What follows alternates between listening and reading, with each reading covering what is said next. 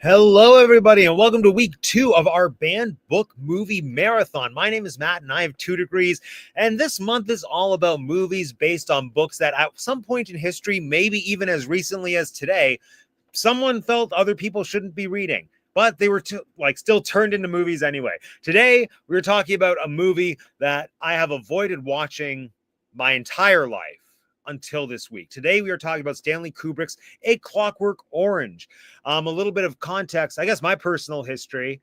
I was first introduced to this movie. I'm getting a little ahead of myself. We'll circle back to this with the show, but just to say, I first learned about this movie watching one of those AFI 100 years, 100 whatevers things. I think it was best, most impactful songs. And then when it came to Singing in the Rain, they were talking about the original movie, Singing in the Rain, but then also how it was used in Clockwork Orange. And just having to see the clip of Singing in the Rain from Clockwork Orange made little 17-year-old me decide I'm never watching that movie. Well, here we are today. So Clockwork Orange, a few fun facts for you pulled up by ChatGPT.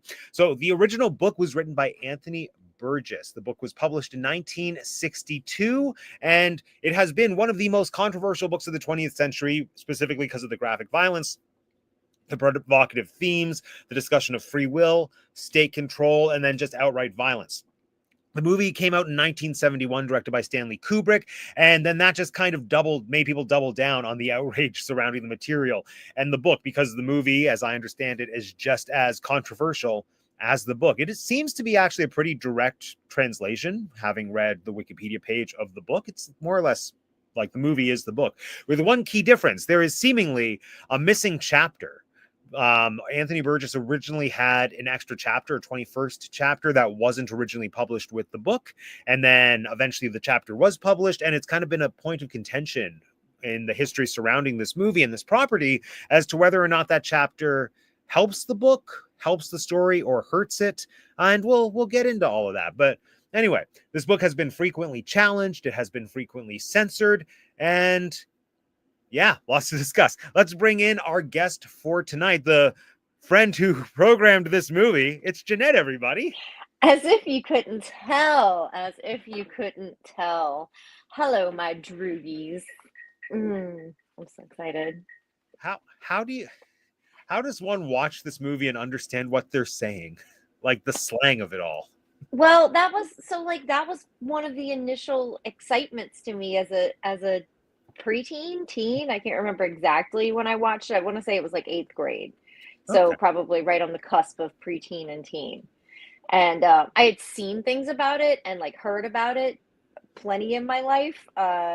Just like posters at rock stores, and so Spencer's had stuff, Hot Of course. Topic had stuff. So like I'd seen stuff about it, but that the NADSAT language is what got me, one of the things that got me excited about it, because it made me feel like if I referenced it and somebody understood it, it's one of those things whenever you're at that age, you're like, if I do that and that happens, then that person's cool. Like, I can see it. Actually, it did contextualize stuff from high school. Like I was saying before we went live, one of my friends in high school really appreciated and loved, not even appreciated, loved this movie. I almost feel like he went to school once in a while with like the eye makeup that you have. But his MSN name was Appiology's brother for a long time, which just never made sense to me. And his little image on MSN Messenger was just a glass of milk, and this it all came together when watching yeah. this. I was like, I understand now. I understand. Forgot to acknowledge who we have in the chat. It's my cats. We have Eliza. She didn't watch this movie, waiting for Cat Month. Sabrina is also waiting for Cat Month. This movie did have cats. It Thankfully, did have cats. they were not harmed. When those cats showed up on screen, I was like, this guy better not touch those cats. And he didn't. No.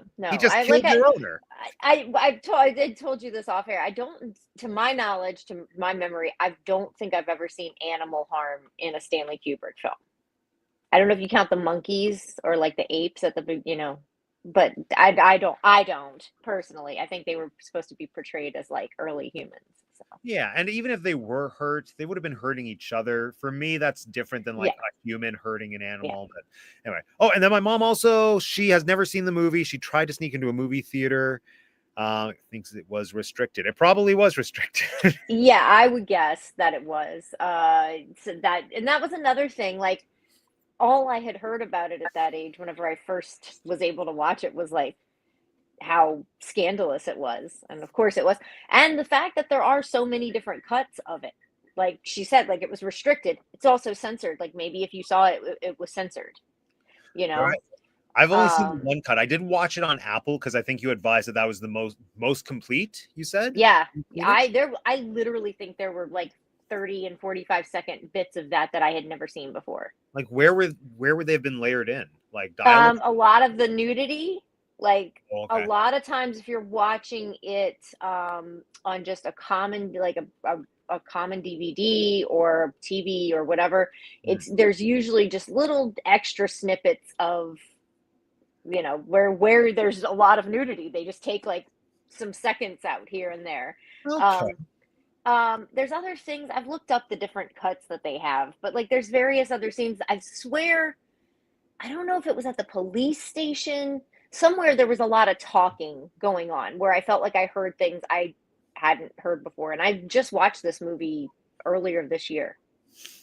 So like it's fresh in my mind. I swear I'd never heard this little snippet before. So I was That's like, so yeah, that's Yeah, I've only had that experience once. It was with Bedknobs and Broomsticks because they released an extended cut of Bedknobs and Broomsticks comparatively not that long ago. I want to say like around probably 2010 or so. And then I was streaming Bedknobs and Broomsticks like pre Disney Plus on one of those questionably legal sites with some friends. And then that's the cut that we picked up, like the one that was, I guess, ripped from this extended DVD. And then there were just like scenes were longer in yeah. ways that I'd never seen before. And it was so trippy because it felt so familiar, but so different. And I was like, censorship. Yeah. Yeah. And it literally just the length of the movie on Apple. I don't know. I could be completely wrong. Maybe I don't know, but I really felt like it was the most uncensored, uncut version I'd ever seen. Fun. I want to see the censored version now. Maybe it'd be easier to see Maybe through. easier to swallow. Yeah. No, I had such a hard time with this movie. But anyway, getting ahead. Yeah, let's circle back to our first introductions to this movie. I kind of implied mine. I knew of this movie from an early age. And then I had friends who really loved it. And like told me all about it. And even then, when they described it, I thought I never want to see this movie. And then I became familiar with the parodies, specifically on The Simpsons. I think either Bart or Lisa is subjected to like the this thing Oh, really? Huh. episode. Yeah. Um, and yeah, I finally watched it, but we'll get there. Do you remember how you either discovered or first watched this movie? Was it I like want on VHS? Was it on TV? I want to say it was like, yeah, it was a movie rental night, and the person working the desk at the Blockbuster obviously could give two hoots what age we were. Uh, because I'm pretty sure I was watching like Texas Chainsaw Massacre and stuff on there too. So like I don't think anybody cared. And so again, I think I want to say it was eighth grade. I feel like it was eighth grade. That's kind of when I started to get a lot of these things under my belt. And yeah, once I saw it, I had to watch it every year. It really, and we'll get into this maybe later, how it ties into another banned book that I love. Mhm. I really do. Every time I watch it more and more, I feel like it is a precursor to American Psycho. I don't know that it's supposed to be. I kind of feel like it is, Okay. but it really feels that way. It's like this internal image Mhm. movie, right? Interesting. Again, American But Psycho is another movie I've never seen. Although I'm less hesitant to watch that than I was this. yeah, but like that was around the same time. I want to say like all of this was kind of swirling around that same time, which would make sense. I feel like that's around like 2001 probably. So like, yeah. Yeah, I feel like the experience of watching this as a person close in age to what Alex is supposed to be in the movie would be a very interesting experience. Because in the book, he's supposed Yeah. to be 15. I think the movie implies kind of he's supposed to be, even though Malcolm McDowell is obviously older. He's supposed to be young enough where it's not weird that he's living with I get high school senior, right? Like Yeah. that's what I get when the movie starts. Is like 16, 17. Which when we get into the differences between the book and the movie will play a huge difference in how you feel about how certain things go down. And how honestly how he's treated. I mean, I feel like at the progression from potentially 17 to I don't know where we end up like 21 Mhm. is different to me than the age progression from 15 to 19. Oh, And yeah. that's maybe a modern view of things, but Yeah. I think that would have been kind of in line with the view of things back then. At least Anthony Burgess, part of his whole thing with his deleted chapter was that he wanted it to be 21 chapters total, because the book and the movie is also like broken up into 3 parts. So he wanted it to all be 7 chapters long, because he felt like 21 is the age of maturation. And so he wanted it to reflect in that way as well. And so, yeah, even though I think in the book he only makes it to 18, or like we leave him at age 18, I think. Yeah, in the book, I know it finishes out. I want to say they might reach 20, because one of them's married. Like he sees one of his old friends and they're married, and like he is at an age where he wants to get married, and he's in jail for 2 years. So I feel like that, at least, I don't know, maybe we skip some more time between like the second to last chapter and the last chapter. I think we do. Like the deleted chapter is supposed to be a time jump from wherever it's left off at the. I should throw this out there about our first time introductions to, because this is about books and movies, right? So like, I tried twice when I was younger to read the book, and because of the NADSAT index in the back, I felt like I needed to comprehend everything right away, and I was like mad that I didn't, so I got frustrated. Now I think I'd like to try to do it again, but I just didn't have the time to do it before we made it to this movie. But I do think I'd like to try again to conquer that book, because I don't think I'd try to comprehend it right away. I think I'd just read it and then like pick it up as I went, and then flip to the back if I needed to make something clear. But yeah, and some people don't like the idea of reading it with the index because it wasn't originally published with the index. So, like, I would like knowing that the index is there. One thing I found with watching the movie was it kind of got to a point where I was able to contextualize what I thought the words meant, and it kind of started to make sense. So, like, there's something there. There's something there. But anyway, there is an official layout of it, so that is helpful. Yeah, I mean, I would be curious to investigate that. Also, apparently, it's influenced by Russian, which I find more interesting as well. There's lots of there is a lot of cool stuff with this movie. So that said, let's talk about this rewatch, or for me, my first time watching this movie. I didn't have a good time, even though it was also a fascinating movie. Isn't it beautiful? It's a very pretty movie. It is. I haven't seen a ton of Kubrick movies, but this felt so Kubricky to me, where in ways I didn't expect. It felt very much like Dr. Strangelove. Everything I remembered from Dr. Strangelove, specifically like with some of the military personnel just screaming pseudo randomly or like out of nowhere. Like it felt so comedically British, but in serious context, which from what I recall, is very Dr. Strangelove, and I wasn't expecting that at all. So that was something. There's just something so engaging, I feel, about Kubrick movies. But what really got me was the awareness of everything I'm watching is happening. There was a theatricality to it that I super appreciated, just in recognizing like some of these takes are really long and the actions that are happening are actually happening on screen. And then for what some of those actions were, I was very uncomfortable. I mean, uncomfortable in two ways. In one way, just having to watch things that I didn't care to have to watch, like the scene with the writer's wife. I was just like, make this end, please. Don't like this. Yeah, I've kind of like, I don't know how I've seen this movie so many times, and I was watching it on a machine at the gym, and I was like, oh, this is really soon in the beginning. Let me click through that real quick, because unfortunately there could potentially be somebody behind me, and I'd hate to get kicked out of this place. So that happened to me when I was watching 1984 on the elliptical, also at the gym, and then the sex scenes started to happen. I was like, oh no. And then I just kind of strategically covered my phone with my hand. I was like, there's glare on my phone. Oh, this is kind of unrelated. It reminds me of once when I was doing my second of 2 degrees, it was in Alberta. So I was on planes a lot throughout the year. One of my plane rides back to Alberta, by that point, I had seen most of the current movies that were on the plane. So I decided to go into like the older movie section, and then they had Gentlemen Prefer Blondes. And I thought, I haven't seen this for a while. It's an old timey musical. Why not? Then it gets to this scene with, who's the other lady in Gentlemen Prefer Blondes? It's not Marilyn. Jane Russell. Is that a person? That maybe. sounds like a person. Yeah, sure. So it's her. It's the brunette in Gentlemen Prefer Blondes, and she's doing this song and dance number with the men's Olympic swim team in a pool, and like all the guys are like there's probably 50 to 100 dancers who are just in less than speedos, and without sound, even with sound, but without sound, it looked very orgy like, even though it was just in like a 1950s movie musical. That's And I hilarious. became suddenly so self-conscious of the fact that everyone on the plane within eyesight of me could see what I was watching. Specifically, like just the guy who was sitting next to me, I could tell he was glancing over. And then it had this conundrum where I was like, I could either turn this off or And look suspicious. commit to what I've decided to watch. And I did commit. But then as that scene went on, like the dancing got much more suggestive, and I was like, oh god, this is Well, no.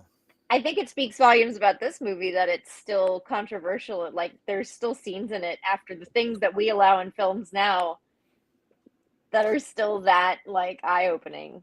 Yep. But oh yeah, I got off track. But yeah, that scene I had a hard time watching. But then even just in terms of actor safety, I mean, I feel like there probably wasn't an intimacy coordinator on set for the scene with the writer's wife, so like that's its own thing. But also the physical stuff that Malcolm was put through, like the drowning scene, I think with the cops, like the fact that that was uncut, my mind just immediately went to how did he do this? And then obviously the eyes, I couldn't watch the scene where they pinned open his eyes and they were putting the drops in them. I was just I couldn't do it. Yep. I mean, it takes a strong will and a young body. And you know, as far as like, I don't know that I've ever heard any horrible stories about him. So hopefully, like the lack of attention to intimacy issues back then that they might have had weren't an issue. Horrible stories about Kubrick or Malcolm? Malcolm. Oh, okay. So I don't think, as far as sexual stuff, I don't think I've ever heard anything about Kubrick either. I've no, heard stuff about him being a butthead sometimes. There's stuff about like what he put Shelley Duvall through for The Shining. Yeah, exactly. Yeah. And so just kind of knowing that, it made me more uncomfortable with the stuff that Malcolm was going through for this movie. Yeah. But Malcolm's still here. So I do know that they had to film that Singing in the Rain, that scene, like they had to do a bunch of takes. Oh, I don't like. Now I don't know that they had to do the bodysuit thing a bunch of times. I don't know how many bodysuits they could afford, but I think like the kicking scene, like all that stuff. I do remember hearing or reading somewhere at some point that they had to do that scene a few times. Don't like that. Anyway, how was this rewatch for you? Did anything tickle you differently? Other than little pieces that I thought were, one thing that I do find with this movie, because when I first watched it, I swear I watched it on VHS. Mm-hmm. I don't know that they had a DVD copy of it yet. And then I'm sure I watched it on DVD very soon after that. But every time I watch it, it's like remastered and I'm watching it on a better TV. So like I can see things, I can see words and details and things that I couldn't see before. Like the amount of trash in this world, like how dirty the world is. I don't think I could ever really see that other than the scene in the apartment building when he's like kicking trash around. But like outside, it was all kind of blurry before, for lack of a better word. I don't know. It probably wasn't blurry so much as it was just out of focus. Right. A little bit, like not, I don't know. But yeah, this rewatch was very clean. There was a lot of like more, I could see a lot more of the background. Down to like the milk bar. Like every milk bar was cool. I like the milk every time. Speaking, I have my it's green milk, but it's milk. Good. Wait, why do you have green milk? It's pistachio. Oh, fancy. Mm-hmm. Fancy. I thought I'd bring my milk to the party. I forgot I had it. I looked over a couple of seconds ago. I was like, oh, I brought my milk. Yeah, so it's little things like, honestly, the pubic hair on the women, like I could never see it in the detail that I was seeing on like the little white sculptures. You know what I'm talking about? Like the white milk bar sculptures. On sculptures. Okay, I thought you meant the humans. Okay. Actually, I mean, sure, that too. I'm sure that wasn't the part I was focusing on though. I like to focus on the less hairy parts, but there's but the milk bar statues, they have like the colorful hair, and I could see it in a lot more detail. Nice. Like their outfits, every time I watch it, I can see more detail in the fabric and all of that, and it's really neat. I always love the bloody eyeball thing on his wrist. I always forget it's there. There's like this detail on his cuff that I don't Oh, think they make a big enough deal about. It's really cool. nice, nice. Well, I realize we're 20 minutes and we haven't actually talked about what this movie's about. Oh yeah, So, sorry. yeah, we should probably do that. Let's do a quick, so this movie is in 3 sections. Let's just kind of do a quick summary or overview of the first section, which I would say is from the beginning of the movie through to when he gets thrown in jail, Yeah. I guess. I'll pass it over to you, Jeanette. Why don't you tell us about what happens in the first third of this movie? We get to see what kind of young man Alex is. He's, we get to see the world too. So like the world we're in is, like I said, it's dirty. It's dystopian to a degree. Like there's obviously still stuff going on, like people are going to work and all that, but people are like complacent. There's the weird drug milk. There's drug milk in this world. Yeah. And Does the movie specify that it's drug milk? yeah, one's an upper, one's a downer, and one's like kind of trippy, I think. There's like definitions of them all, but there's 3. There's like Melisette and Belisette or whatever, like there's 3 different names. So yeah, and I love this.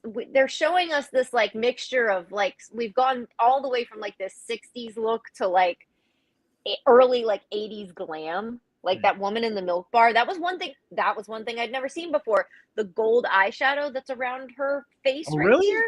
Oh, Yeah, I had never like noticed that before. So I was like, oh, that's a cool one. I might want to do that. Yeah, so anyway, they show us this world and there's gangs all over, and we see the gangs clashing, and we see that, and they just go around and they just do really nasty stuff, like stuff that like serial killers do and stuff, like ultra really violence. bad, the ultra violence, a bit of the ultra violence, and and they show us him going from like somewhat petty stuff. I mean, not petty, he's beating people up and stuff, but like stealing. He has like a bunch of money and wallets in his drawer. He doesn't go to school. He sleeps around. And then we see it escalate to him unaliving the cat lady. Poor cat. And that is where our movie takes a turn. He has friends, his gang members, and so like there's kind of like a power struggle going on. And I feel like the whole beginning of the movie is speaking about how people feel media influences youth, how sex and, youth and sex, like it's this whole narrative on youth interacting with vice. I feel that's how I've always looked at it, is like this look of like, if this goes uninhibited, this is where we are. Yeah. Yeah. I found the first third of the movie just such an interesting setup for everything that followed it, because to me it established him as such an irredeemable character right from the beginning, that as the rest of the film progressed, I was just thinking like, my natural instinct is to want to feel sorry for you, but like I can't, and I don't. And then I think that's where you're supposed to start, right? You're supposed to start with almost no sympathy. I think Kubrick literally wanted you, and I say Kubrick, it's very closely adapted from the book. Again, like I've read enough of the book, I've kept up with it, like it's closely adapted, but I feel like Kubrick chose to focus more on Alex's youth and his rebelliousness and all that. But like I feel like where you were at with like, I really don't want to like you, but you have just this shred left, because that's where you're supposed to teeter at for the next 2 acts, right? Is like, well, and then we start going in, right, free will and the prison system and all of that. Yeah. It was, yeah. It also just made me feel like now I've become an old man, where I was just seeing him thinking, yeah, these youths are delinquents. Because they are delinquents. They're beating up people. They're breaking into homes. They're graping people. Like, Yes, and I think Yeah, I personally think it was a really ahead of its time concept to show us that, Mhm. and then say, especially coming out of like, I don't know that the British prison system is known for its reformatory purposes back then. Okay. And America was just now getting to that in the 70s, right? Like we were just getting into the part where jail wasn't just punishment, it was reformatory. Mhm. And I thought that this movie addressed that idea beautifully, especially because it was a very new concept. Like, if Right. prison's reformatory, if we let that be true, are you big enough people? And this is where I think that the third act really goes.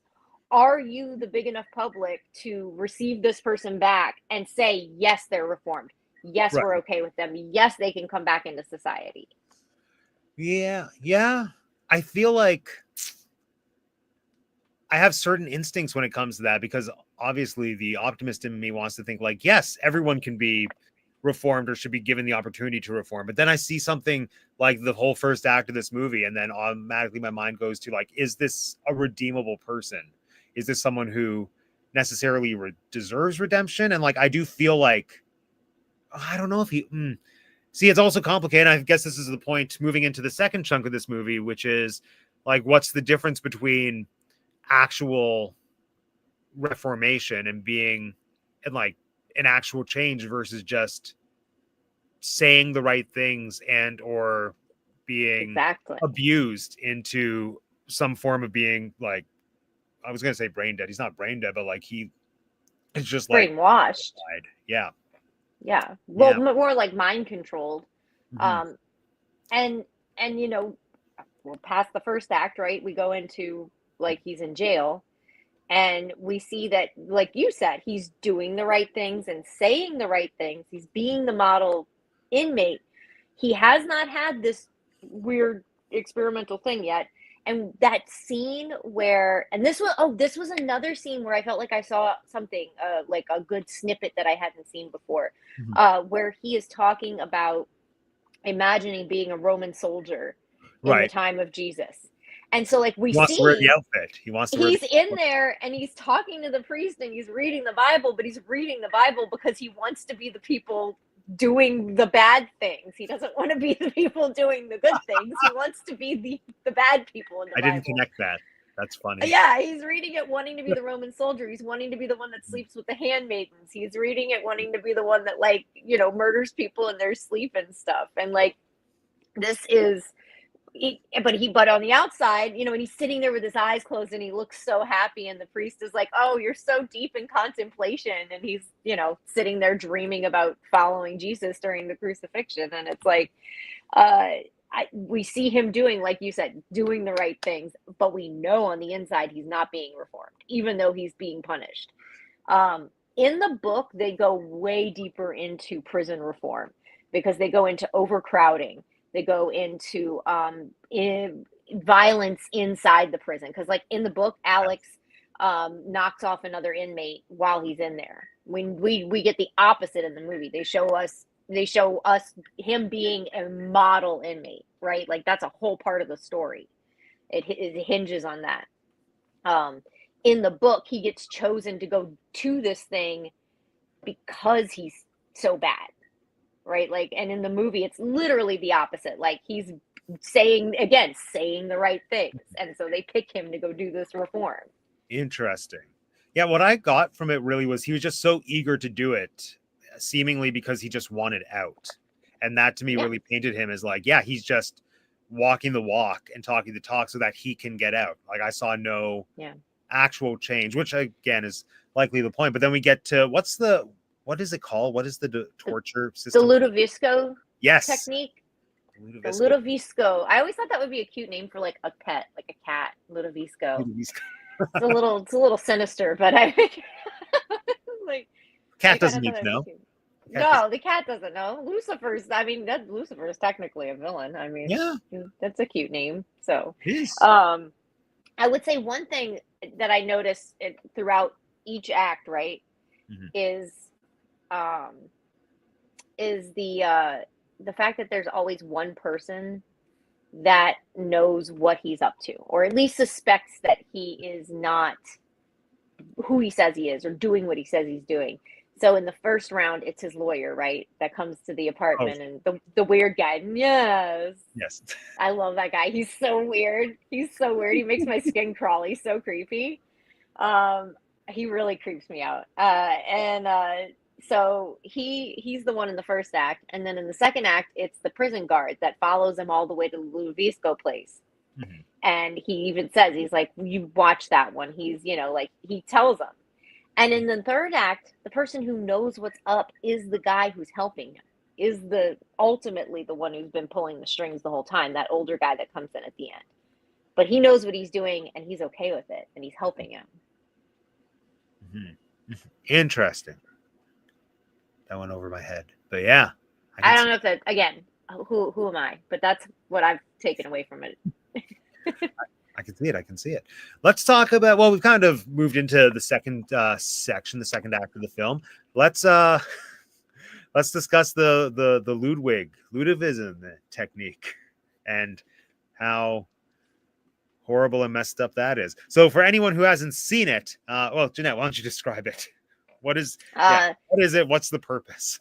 So they'll take him in and they treat him real nice, and then they give him shots of a serum that react with chemicals in the brain, basically, that when they are turned on by pleasure, this thing will make him sick.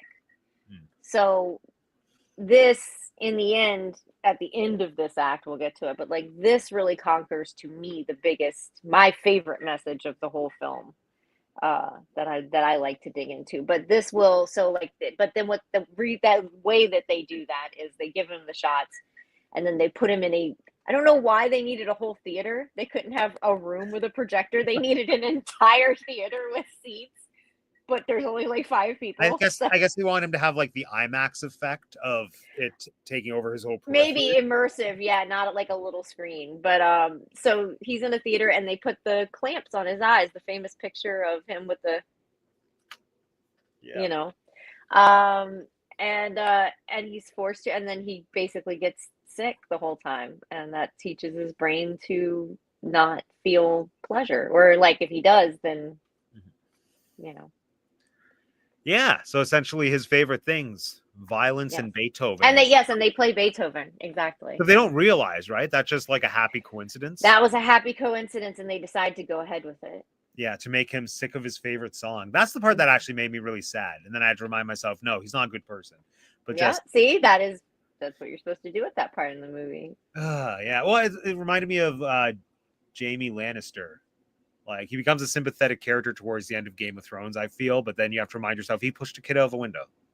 Oh my goodness, I don't know. I never see. This is the one thing I'm still in the dark about. Is Game of Thrones? Yeah, no, he starts out like as a very deplorable person, and I guess always is, but then he is also a very sympathetic character in some capacities, and you have to remind yourself he pushed a child out of a window. Yeah. So there we go. Irredeemable. Yeah, and then Alex essentially becomes like a guinea pig for the government to say, hey, look at how this great new system works. Look how compliant this person is. He used to be the worst of the worst, and now look, we can like bring in this naked lady. He's going to throw up because he can't stand the sight of her. So this part is this was probably the first like message that I understood as a teen when I watched it. To me, this part is really impactful of, yes, he can't be violent, but he can't be violently sexual, but he also obviously can't be sexual at all. Like, this woman is not fighting or running away. So that's not the part that's making him revolted. It's just simply the presence of a sexual feeling. Right. And so that's really disturbing. And then the fact that, he can't fight this guy for having an opposite opinion to him or saying something nasty to him, but he also can't defend himself when he's under somebody's boot. Right. And so we've made someone who can't defend themselves physically, can't defend themselves verbally, and also can't enjoy simple pleasures in life that should be a normal human thing to enjoy. Now, and again, then you get into, well, he's a prisoner. That's part of his eternal punishment. And it's like, but is it eternal? Like, what?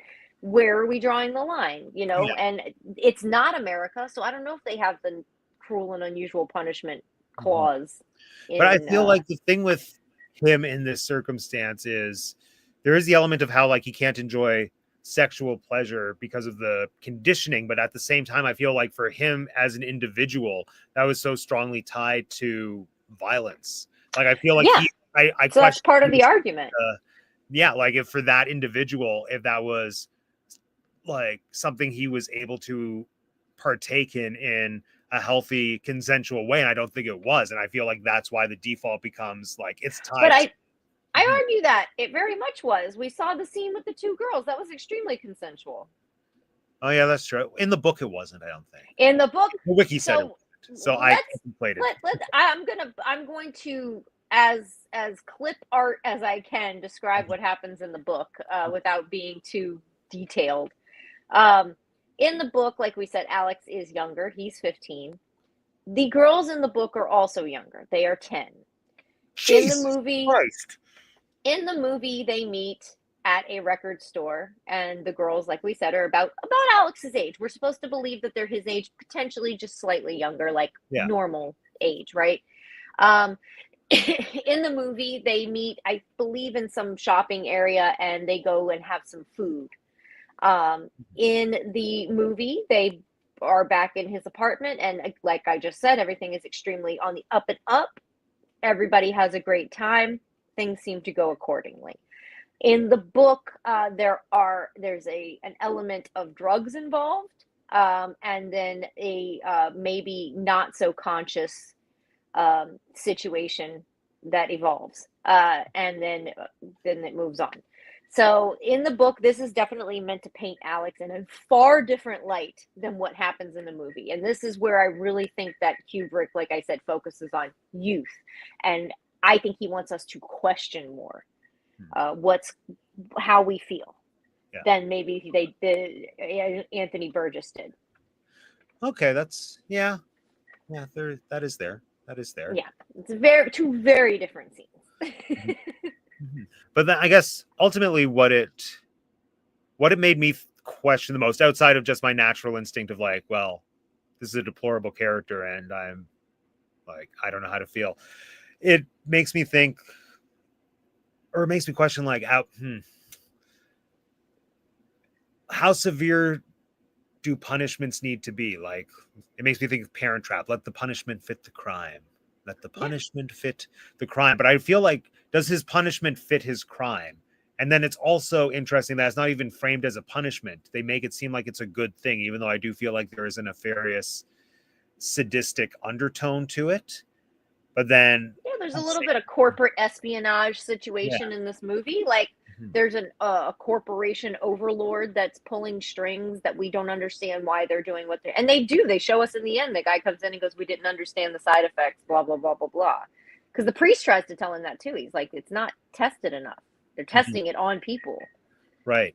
So, do we think that Alex deserves what he deserves that deserves like the eye treatment, the movies, the serum, the all of it. Like, is it equal or equivalent to the things that he's been imprisoned for? Well, here's the thing. He's imprisoned for one crime. Right. Oh yeah, that's true. I don't know if they ever. I don't know if they say if they actually caught him up on. Maybe they did get him for the writer and his wife. Maybe they did. But I think they piece it together. I would think if that was the case, the writer would have recognized him sooner in the third act. That's true. Actually, no, I guess they don't because he was masked, and I feel like all they would have Oh had. yeah, no, that's right. The masks. Yeah, Yeah, no, because that's the true. cat lady on the phone says, "Oh, it feels similar to what I read in the news about the writer," but I think that's the only thing authorities would have had to go off of to connect the two dots, and they might not have. That might have fallen Yeah, through the cracks. yeah. No, I think you're right. I don't think they knew. So, yeah, they've only got him on the one thing. So, do I think it's equal to that? No. Do I think it's equal to the crimes we see him actually commit and that we know he did? Yes. I think that if we're going to experiment on humans, that's the kind of humans that you want to experiment on. Mhm. Yeah. Yeah, yeah. When it got to the third act, when he like went home and all of his stuff was gone, it just made me think of I I feel like this is a meme. I can't think of the specific meme, but just like the idea of, well, if it isn't the consequences of my own actions. Yeah, yeah. Your snake is gone. Meh. Yeah, I think that Kubrick also made this moment in the movie where the writer realizes who he is much more exciting by the random inclusion of the Singing in the Rain song, because in the book I think he just finds out through conversation, like they're just sitting at a table and he like said something he he's not supposed to say. And I think it was a way more intense like realization moment in the movie. And that actor that plays the writer, his facial expressions are like startling. I mean, some of his facial expressions are just terrifying. That's how I felt about a lot of the facial expressions in this movie. Even Alex looking into the camera at the very beginning, drinking the milk. I was just thinking. The face he makes at the very end, whenever because he's looking and he's smiling and he's waving at the cameras, and then right when everything like clicks, he like does this thing and his eyes turn like up and his jaw goes to the side and he looks so crazy. It was something I kind of noticed this time. I was like, why does he look so crazy right here? But I don't know. Malcolm McDowell, man. Oh, he is quite good. He is quite good in this movie. Oh, he's so good. Yeah. I've never seen Caligula, and this rewatch of Clockwork Orange made me want to watch Caligula. I don't even know what Caligula is. It's him and Helen Mirren. What? Like in like sexy time, like it almost was like an X-rated film, and they had to cut it to be R. Wow. I think it came out like 2 years after this or something. I don't know. Or 2 years before it or something. Many things. I discovered that he is apparently in a little Canadian TV show called Son of a Critch, which I have no idea how that happened, but he's in one of our properties now. So hooray. Thank you. I gotta see when the Caligula movie. This one was 1979. So yeah, it's him and Helen Mirren. And it's like it was very scandalous. He was in a bunch of scandalous, sexy movies in the 70s. That was his hit. He knew it would pay the bills. He knew it would pay the bills. All right, so we move into the third act. All is lost. His family doesn't want him. He's been replaced by a better son who now pays rent to live in his room. It's the weirdest thing. It is. Even though that guy does seem like a better kid. He seems like the son that those parents deserve. So I guess I always thought that guy was real weird. I don't know. I don't know. I got so weirded out. I was like, is he sleeping with the mom? I don't know. I didn't even think of that. No. I don't know. The mom is so weird too. Like, I don't know. His parents really creep me out. All the adults in this movie creep me out. Well, someone needs to enforce law and order in this society, and it's those weird adults. So there it is. I'm curious just to hear your thoughts on the ending of the movie / of the censored book, where he just like switches back to, no, I love the violence. I love the violence. Like, what is that? I love the fact, first of all, that because of this small change, right? One chapter of a book, right? One chapter, how different the entire narrative is. Like how different every moment of the story completely changes its meaning depending on what thing you end with, right? I love the movie ending. I find it to be much more exciting. I find it to be much more interesting. I find it to be much more unique. I also think it's another reason I find it falling in line with American Psycho. Just kind of not so much questioning whether everything happened or not, but questioning where we stand. If this was real and if this wasn't real, what's good? If we believe A, B, and C, then D is true. Like all these things, right? Because we kind of leave, I wouldn't say like, yeah, he's back into the violence, but we also don't know what that means, right? Especially in the movie, because this type of scene we end on. What does that mean? What is the Dickensian snow wrestling match, have to do with the price of rice in China? Like what does this have to do with what has just transpired? And what does it mean for his violence? Like, if that's what he's doing, it looked like everybody was having a great time. It didn't look like anybody was being hurt.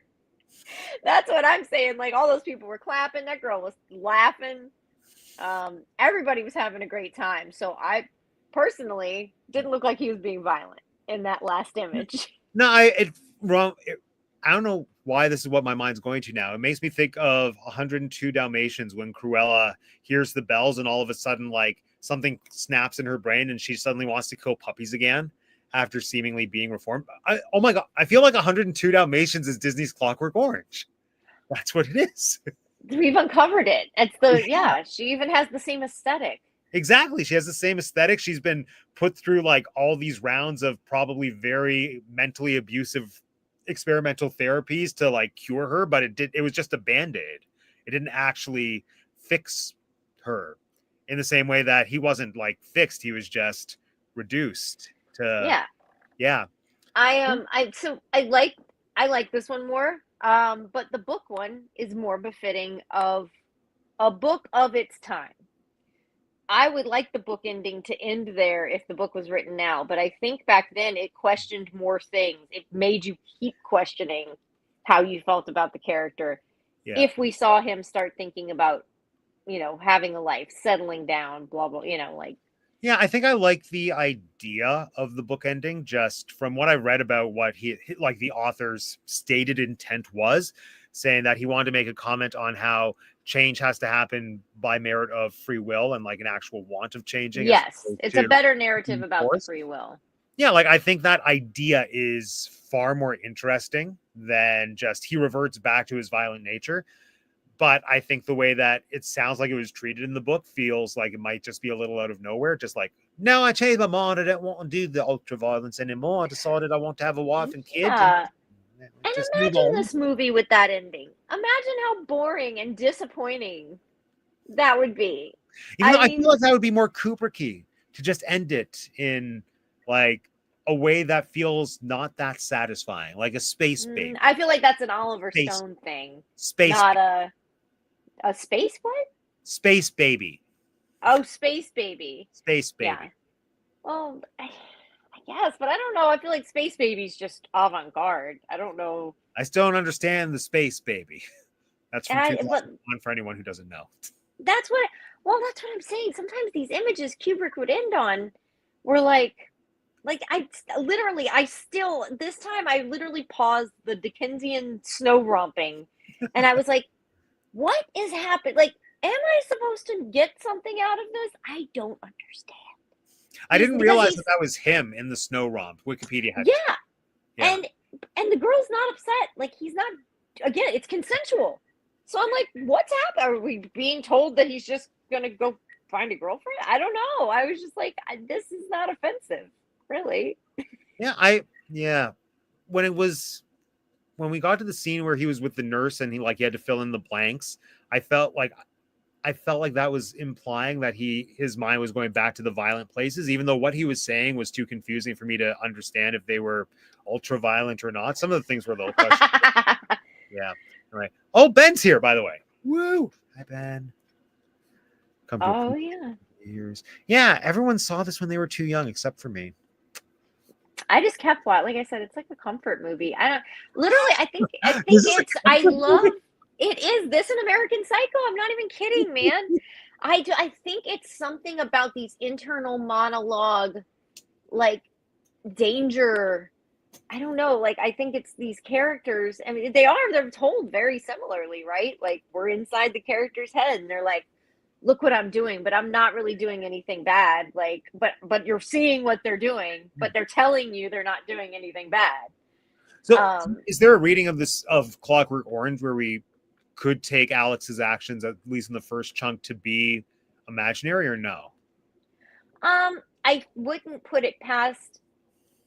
I think we're supposed to, and especially in the movie, I don't know necessarily in the book, but especially in the movie, I think we're supposed to understand that he's an unreliable narrator. He's telling us what's happening, but he's telling us it in a tone that doesn't fit really necessarily the levity of what's going on, right? All the time. Especially in the silly nature of NADSAT, right? It makes it sound so juvenile and childish. Everything in, out, like that sounds so silly. And Yarbles is my favorite NADSAT word. What is Come Yarbles? out and show us your yobbles. If you have any yobbles. That's my freaking favorite. I love that scene so much. And the fact that the guy, so not too long after I started watching this movie, the gang member that they meet, that they're like clash with, the first guy they show with the black hair and the hat, like that look was like in style in like 2003, right? Like rock star Was he? fan, like rock singers and stuff. And right as we were getting into like the Strokes and like indie bands, like those things. And it's like that guy looked like he was dressed up for the times. He didn't look that old fashioned. It was like, and that, I don't know, that scene cracks me up. I love the gang scene. It's also very silly. Like if you watch the choreographed fighting, there's like 6 chairs over the head and like 3 throwing through windows. It's just chairs over the head and windows. That's about it. That's all that's happening in that fight. I that yeah, sorry, Yarbles is my favorite. It's my favorite Nads, that word. It's a good one. Oh, we got a new friend. The Want to See Worse is a logical sequel, but that's my hello. I don't know the Want to. Hello. Yeah, I don't think I do either. It's worth an investigation. Worth an investigation. I do. So I guess bring it back to the book and the fact that this has been a frequently banned and or challenged book. I don't know. What are your thoughts on this book?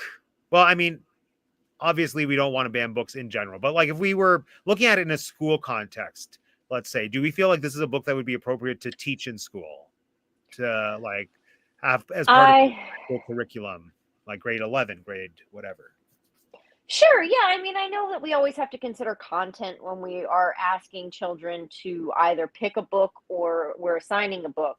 I think that when you're assigning a book, you need to consider content a little bit more. So yeah, grades 11 and 12, sure. Yeah, I think that this book has so much to teach, and there's so many different messages and there's so many different lessons in it that you can use it for a number of different reasons. You could use it in social studies, honestly, you could use it if you're studying like European history or whatever, because it's very deeply British. It's, I mean, like this did not come out of American culture. So especially, I think if you're trying to get an insight into another culture, I think this is a great way to go about that. This was kind of one of my, introductions to British literature, history, culture, like at a young age where I could start taking it in on my own. Yeah, I think there's too many things here to learn, and it's too unique to not allow it to be taught. And if you're not going to teach it, if you're just going to say like very much the classes I was in, we really were given options. We were given or we were asked to just bring in a book and it would be approved and we could do it. And occasionally I would get challenged on things, and especially more so in middle school, and the content in it, and then you just had to argue it. You had to tell why it was there, why it wasn't just smut, essentially. Right. And I think there's a million reasons why what's going on in this book is not smut and why it's relevant. Yeah, I think the thing that's interesting with this material specifically is that there's so much shock value that as a first time viewer, it was, yeah, very shocking and hard to get through and hard to watch. But then as it went on, I started to get seeds of the interesting, complex ideas that I think are the foundation of it. So I feel like it's easy to dismiss this because of how graphic and shocking Yes. it is. I feel like I don't know, I'm not a teacher, but if I were, I feel like I'd be intimidated to attempt to teach this because of that. But at the same time, I see a lot of interesting points for discussion and contemplation, even within the social side of it, like you said, like partially the European culture, but then even just this idea of, like, I went into it knowing that it was considered a dystopian novel / movie, which was also why I programmed it into this month, because it's banned book, but also like kind of dystopian science fiction. And I was thrown by how not dystopian it felt at the beginning. Yeah. And it almost feels to me like this is a step towards like getting to 1984, let's say. Yeah, no, I would fully agree with that. I feel like this is like this is the picture of what is happening right before it's fully dystopian, right? Like we had it's not it's derelict right now, right? It's not completely dangerous. You like people are, like I said, people are still going to work. People are still Mhm. wearing fashionable clothes. People are, buying records. I do think it's so funny. They had records in the record store, but then he has mini tapes, and Right. like that was like I'm assuming very high tech. So I find it so funny that Kubrick was like, yeah, throw some silver on some stuff and make it a little blinky lighty, and then other than that, though, you can just it's the late 60s, early 70s. It's just kind of now. It's fine. Yeah, Little future, little not future. Yeah. yeah, but I love that. Like I said before, I love that clashing. And then he was like almost predicting a little bit of 80s glam. Like I said, like there were just weird elements of all kinds of things going on in there. And that's why I think the movie is just as important as the book. And again, Kubrick is focusing on I feel like he focuses on a completely different element than Burgess has everything there. He has all the seeds are there, but I feel like Burgess puts a magnifying glass on a different part of the lesson. And Kubrick was like, "Well, I like this part more, so I'm going to focus a little bit more on this section of it." Yeah, and apparently Burgess didn't like this adaptation, which is also funny. Yeah, most writers don't. The same with Stephen King in The Shining. Stephen Like, King doesn't like Kubrick didn't do many book adaptations. I don't even know if I'm trying to remember if he did another book adaptation, but like I no, think Doctor nobody liked Strangelove his is a book book. adaptation. Let's see. What's that? I think Doctor Strangelove is based on a book. It is, yeah. Ah, I'd love to know what that author thought of it. Because no. But King is so hit or miss. Like I don't feel like there's very many where he's like, it was okay. I feel like there's movies he hates and there's movies he loves. And then there's Maximum Overdrive that he made himself, and you know. Yeah, I think his big thing with Shining was Shelley Duvall specifically.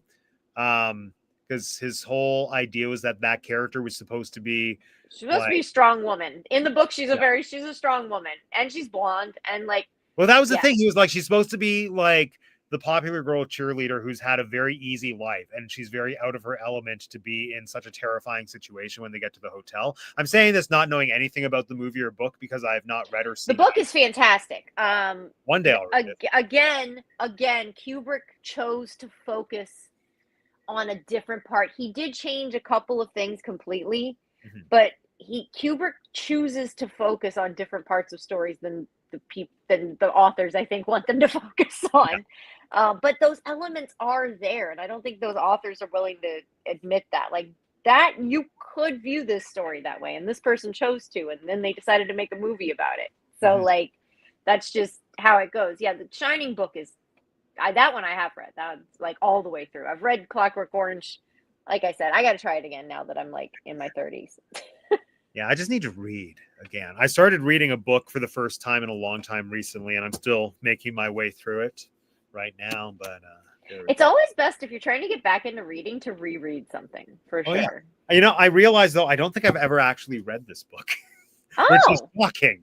I know. That is very shocking to me. I mean, geez. I know. I feel like as a kid, I probably read abridgments, the condensed versions. Yeah, and I'm very familiar with all the differences between book lore and movie because, like, that's how deep into the Oz fandom I was as a kid. But I don't know that I've ever actually read the book cover to cover. But it's a good one. I'll just say it holds up. This one does. The sequels that Frankie wrote, they got kind of weird, but this one, it's a winner. I'll tell you what, I finished but I don't know, 2 years ago now. I finally finished it. Like I read it all the way through. Nice. I was so proud of myself.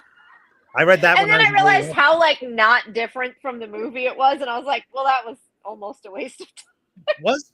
Oh, well, I mean, I read it when the only movie we had was the TV movie with Tim Curry, and that one was I mean, and I haven't watched the second part of the newer one, but I mean, it wasn't different enough where I was like, oh, I missed so much, but whatever. Just tell me when I read reading it, there were just all those chapters about the history of the town that I wasn't able to connect the dots as to why I should care. I was like, get back to the kids or the adults. See, that's the stuff I love. You know that. Anytime there's world building, I'm like, oh, give it to me. That's the best. I love just all the world building.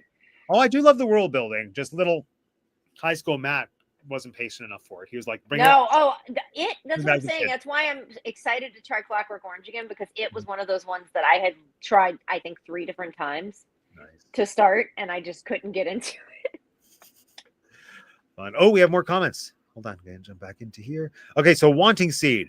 It's another Burgess book wrote after Clockwork Orange about overpopulation. So it makes sense. Clockwork Oh, Orange yeah. felt the downfalls. It would make sense also because of the comments about overcrowding of prisons in Clockwork Orange. So, like, No. that, yeah, I imagine that was his, again, that's the thing he wanted to focus on. Is this Newspeak? Well, it's not Newspeak. That's 1984. Fuzzy Cracker Smash and Blockhouse. Is this We can Alex? ask ChatGPT. Yeah, we can. Okay. Oh yeah. And I feel like we pseudo touched on this. Yeah. Kubrick, apparently he didn't even know that extra chapter existed until the movie was basically done. And I don't think he cared. He had his own vision. So yeah, exactly. Yeah. So I have a question. Here's my question about the movie. Do you classify this as a horror film? Interesting. Because Alex gets classified as a horror icon very often. However, with every rewatch of this movie, I more and more go, this is not a horror film. I think that moves into the territory, which I feel like we've had this discussion on the show previously, but it was a while ago, as to like what exactly is a horror film versus I can't remember if you were there. I think we discussed this when we talked about Alien. Because I was like, is it a horror movie? Yes. Is it a science fiction movie? We don't know. And I was like, what is any of it?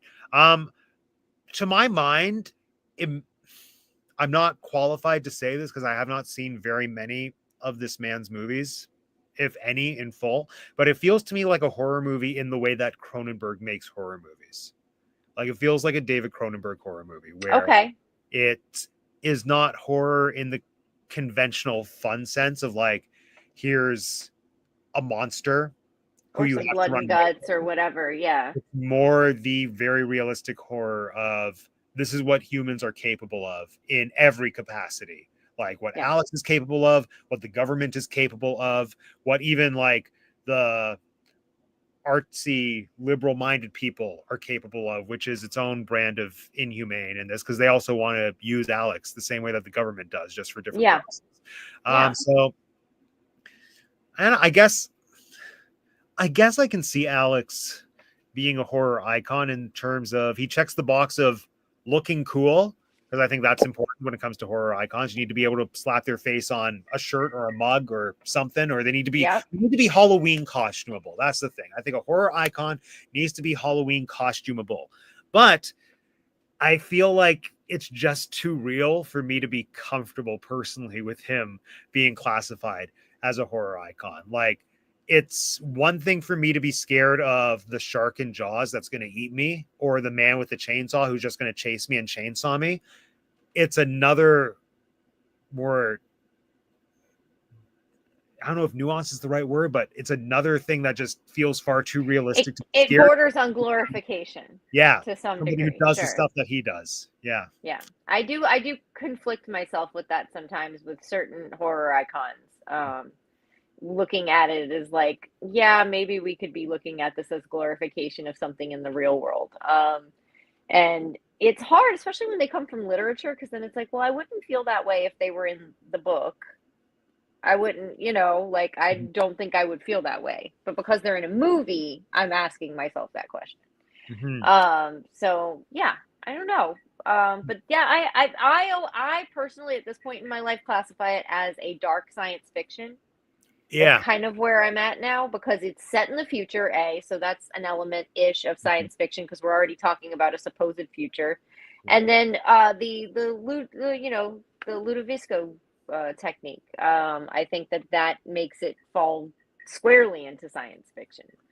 And then, but it's just got a lot of raunch to it. It's just a really raunchy science fiction. I feel like the horror elements are more closely aligned with what I was saying are the shock value things that have a certain appeal to them, but to me that's not where the substance or the value of the material is. Like it's there, but what I think makes this movie and this material worthwhile is how it's utilizing that shock value to like ultimately bring us to the point of here's how the government is reacting to this person who has done these things. And then it makes you question his actions, the government's actions, and morality overall. And I feel like that's where the value is. And so for me to, I almost want to say reduce it to a horror movie, I think that strips it away of the things that make it valuable. Because to me, if you don't have that stuff, I don't want to say that it becomes material that's worth banning, because I'm not pro ever banning material, but the sensationalized like torture porn, basically. And that's where I agree. Like, and I understand, and again, not to keep tying this back to American Psycho, but the difference between why each of them was banned, unfortunately, even though American Psycho has an extremely important and timely message, it was banned purely for content. It was just banned for content. It wasn't banned because of a message it was spreading or anything like that. Clockwork Orange was banned not just for content. It was banned for messages of, like they thought it would make the youth uprise. They thought that it would make people distrust the medical system and distrust the prison system. And like, it very much was speaking out against the prison system. Clockwork Orange was banned for more prestigious reasons, I feel. But really, they both have a similar thing going on, where they're making a statement about the world that they were living in and where they saw it headed to, and what could be created out of our world. Right. Well said. We have a point here. It's almost a slasher movie. I can see that. Less slasher, but still like the serialized violence. I like that, even though he does focus on the violence in the movie. Like, we get scenes of Alex being violent, other people being violent to Alex. You really barely see blood. There's almost no blood. And there's no horror sound effects. There's no crunch, crunch, goosh, goosh. There's none of that going on. And the cinematography during all of the violent scenes is so good. Like, the camera in the face of the old man during the house attack, in the face of the writer, not the old man. The old man's at the beginning. The camera in the face of the writer, the camera at either end of the phallic statue during the murder scene, like that. Those are beautiful shots. The scenes of Alex's room when they're giving you the music with the scene, like the cinematography, but especially during the scenes of violence, like it's almost like he paid special attention to make those extra beautiful, and to not have them feel as violent. Like the shadowing of them beating up the old man, like the way the light falls on everything is so pretty. It's almost like you're distracted. The use of music too just changes it so much. Made the break-in scene look homemade. I don't know what that means. What does that mean? Maybe I'm imagining like the camera, like it looks like somebody's just holding a video. Oh, like a steady cam, or not steady cam, a handheld. Yeah, like a video camera, like a camcorder. And a little bit I could see it's very intense. It's very like in and out of it's very in and out of the face. Like we're in the lady's face and then we're way far away across the room. Yeah. The intensity in that scene is really like and I love that she's not like, oh, she's like, you whippersnapper. She really gets all riled up. Like, I like that. I don't think that was too common in scenes like that. Not that there were too many scenes like that. Thankfully not. Yeah, there we go. All right. Well, anything else you want to discuss with Clockwork Orange? I mean, there's always something more I want to discuss about Clockwork Orange, but I just suffice to say, I think I've listed most of my favorite scenes in this movie, but I will once again harp on the cinematography and the direction in this movie. Agreed. Yeah, and like what you said earlier, like how hard the people who were in this movie had to want to be in this movie to be in this movie. Like every single person was physically involved in this movie, down to the big man that has to carry Malcolm McDowell in his arms, like, and Apparently, he that had was to do Darth that. Vader. Yes, it is, and that man had to do that scene like a bunch of. That's another scene that they had to do a bunch of times, And Malcolm looks and like he was light. It was fine. I'm sure, but like, yeah, that scene. That's got to be a blown up poster being sold in like, I don't know, some like queer store somewhere. Because if that's not a gay dream poster of him carrying Malcolm McDowell, I don't know what is. If it's It's not, gotta, capitalize on it. It's Pride that's. Month. Make it happen. Make that money. Make that money. I just love that house. A remake. Do you know how many times? And this is like The Crow, and then we got The Crow, and I love Bill Skarsgård, and I love The Crow, and I still haven't watched that movie because it looks absolutely horrible, and I'm so scared to watch it.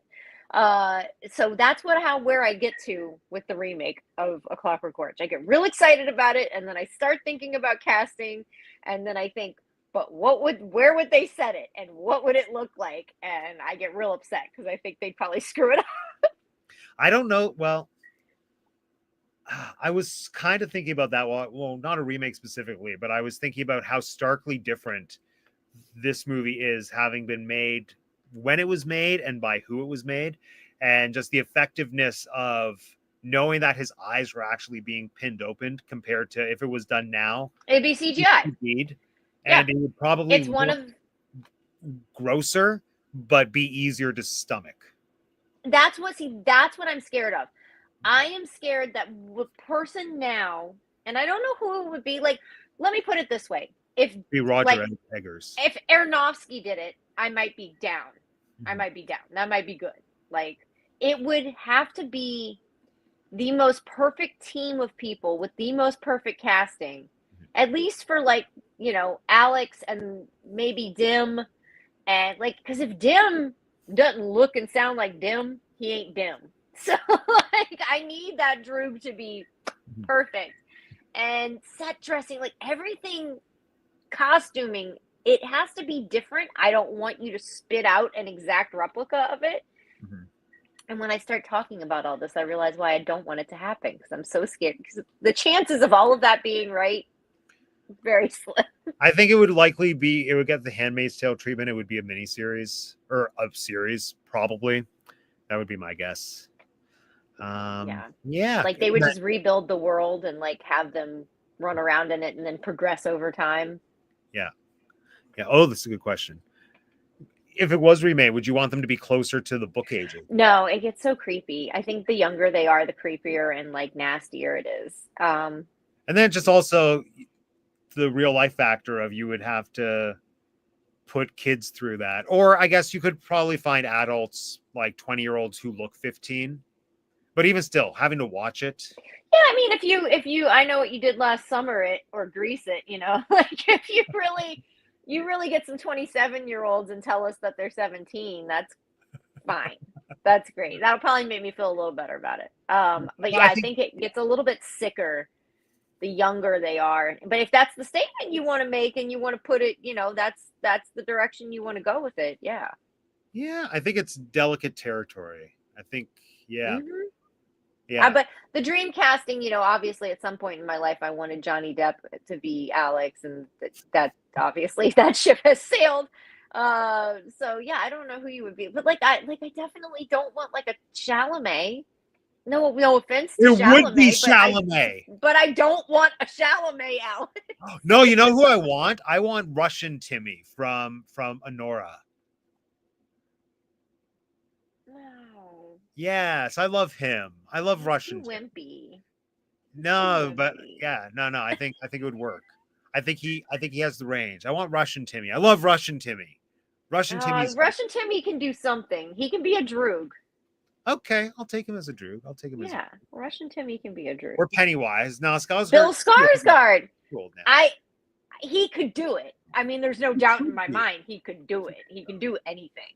But I don't know. It's like, now that I don't have the easy fallbacks like Johnny Depp and stuff like that, it takes me a while to figure out who I want people to be. Johnny Depp was the easy answer for everything. Who is like the current Disney Channel star who would want to do something edgy and change his image? I don't know who any of them are. It would be like like Zac Efron 20 years ago. Zac Efron played Ted Bundy, and it was not good. So I'm going to say I no. believe that. I believe that. Oh, that's who it would have to be. Evan Peters. Oh, maybe. Yeah. Oh, he would be so good. Yes. Okay, so now I changed my mind. I want a remake, and I want Evan Peters, and I want Darren Aronofsky to direct. Or Fincher. I'd take Fincher, maybe. No, Robert Eggers. I call Robert Eggers. Okay. He makes movies that make me uncomfortable already. So, granted, I think this might be out of his territory because he likes gothic-y things as opposed to future-y things. Yeah, I was going to say, like, I wouldn't choose Burton for this. This is not a Burton story. No. This is not a Burton story. But it would have to be A24 or Neon, I guess. But A24. Like, I don't want Blumhouse to get this. Don't let Blumhouse. No. Like, I love Blumhouse, but don't let Blumhouse get this. No, like this being done by Blumhouse would be kind of everything that I said about why I don't classify it easily as a horror movie. But they would do all of that. They would add more blood. They would, no, I don't want that. I full out wouldn't see it. I probably wouldn't see it no matter what, but I definitely wouldn't see it if it was a Blumhouse. But yeah. Anyway, there it is. Oh yeah, Jake Paul. Let's just cast Jake Paul. Oh God, no! Oh, don't curse my brain like that. Yeah, now I'm gonna have nightmares. Or who's that other? Shane Dawson. Shane Dawson. The guy from YouTube? Yeah. That guy? Yeah. Shane Dawson. Just like the Jeffree Star guy? Probably, yeah. Yeah, I pick him. Yeah. If I'm thinking of the right guy, I don't know why you're talking about him. Yeah. Oh, or Mr. Beast. You know what? I feel like we need this remade for the these are all crazy YouTuber, because I feel like Alex would be one of those. That is the deranged youth. That is the deranged youth. You are right. He'd be live streaming. He'd be like, "Hello, my droogs. Here I am today, and look, we found an homeless man. Look what we're going to do to him. You pay us another 5p, we're going to kick him even harder." And then the money comes in, and that's my modern remake of Clockwork Orange. I also don't know like how you redesign those milk women and make them how do you make them any different but still make them read properly? Like, I just don't know how you ever recreate that. You don't. I think this is a movie that's best left where it is. Leave it there. Leave it with Kubi. Leave it with Kubi. Malcolm McDowell is forever that age in my brain. Like, I know he's like 89 or something, but he's forever whatever age he was when he made this movie. Always and forever. Always our Alex. Always our Alex. Yeah. All right. Well, with that, Clockwork Orange. I'm glad I watched it, so I can say I've watched it. Exactly. I'm so happy. I'm so proud of you. Yeah. It was easier to watch than the fucking Substance, so at least that. Was it really? You found this easier? Yes. Huh. Interesting. Okay. So much easier. And more, because also, I think also maybe because I found this more interesting in terms of the ideas. It has more messages. It definitely has like far more to it. There's a message in the Substance. Like, there is a message in the Substance. I think the message in the Substance is a little one note. Like, not to invalidate the message, because I think it's an important message, but it like feels. Yeah, it is. There's only like one or two things to be said. Yeah, and this one there's quite a bit more. Yeah, like this movie left me thinking a lot more than the Substance did. Substance a little just more thinking like, oh, I'm uncomfortable. Brain tingly. Exactly, more brain.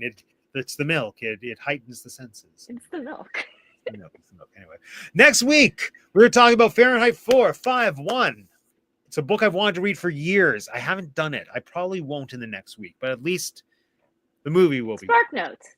Spark Notes. I want to say one of my favorite things about the Fahrenheit 451 movie, which I've only seen the beginning of, and I think is fascinating, is that from what I remember, the movie doesn't have opening credits written. It's a voiceover, which I just think is a brilliant choice, because that's so interesting. Yeah, because it's a movie, like the whole thing is about how reading is not allowed, I believe. And so to set up your audience in that space of like, here's a movie and we're not going to like make you read anything. You just have to look and listen. I'm like, that's brilliant. That's brilliant. Wow. Interesting. Well, Yeah. I will be away next You're going to week, be you're going to be having an epic adventure. I'm going to be on an epic adventure. On that day, I'll have had an epic pool adventure. But yeah. Still, that's an epic adventure. That's an epic adventure. Yes. Yes. So I'm excited for next week. I'm excited for when we have you back in 2 weeks for what I think it might be the scariest out of all these books. That's just my instinct. I don't know. We'll see. We'll see when we get to Handmaid's Tale. Yeah, Handmaid's Tale week. Even though we're not talking about the show, we're talking about the apparently very I bad love it. TV movie. I don't know if I love the movie. I love that we are doing the movie. Yeah, I certainly wasn't going to watch all of the show. No, and the movie stars the mom from the Parent Trap remake. Yeah, Natasha Richardson, right? Yeah, Natasha Richardson. Yeah. She was in we had another movie of hers earlier this year or last year for Shakespeare. Parent Trap. Wait, what? No. No. And Parent Trap. The Much Ado About Nothing. No, that's Emma Thompson. No. Emma Thompson. Oh, I get them confused so often. Yeah, no, if you need to remember, Emma Thompson is still alive. This is true. Rest in R.I.P. Natasha Richardson. R.I.P. Natasha Richardson. Anyway, all right. Well, we'll see everyone next week. It's that time. Jeanette, tell everyone who you are, where they can find you, and what you do. There we go. Hi, I'm Jeanette. I don't always look like this. I just realized this looks more like the Godsmack logo than the Clockwork Orange eye. But It works. It works. You can find me here, not next week, but the week following. And you can find me on We Like Theme Parks podcast. You should go listen to last week's episode because it was Matt and I, and it was just Matt and I. So it's very much like this, but less violence. Yeah, a lot less dystopian violence. You can find me on Instagram at TinkerJ787, and you should follow me because you're about to get a ton of content. I don't post a lot very much anymore other than my stories. Lots of stories, not so many posts, but you're about to get a ton. So excited. Woo. All right, my turn.